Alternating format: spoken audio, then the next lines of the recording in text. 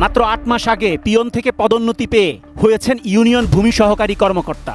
এরপর থেকে ঘুষ নিতে নিতে যেন হুঁশ হারিয়ে ফেলেছেন তিনি। তার হয়রানি থেকে রক্ষা পায়নি ৮০ বছর বয়সী বৃদ্ধ।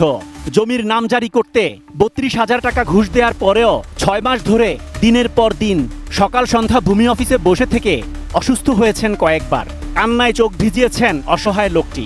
তবুও মন গলেনি ভূমি সহকারী কর্মকর্তার।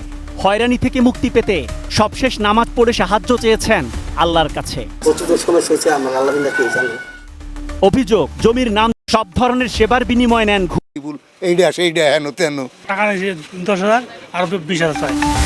এবার এলাকার এক ভুক্তভোগীকে হানিফ চোকদারের সামনে হাজির করলে তাকে মিথ্যাবাদী বলে আখ্যা দেন। কাকা, আপনার কাজটা যখন করছেন তখন দায়িত্ব উনি ছিল?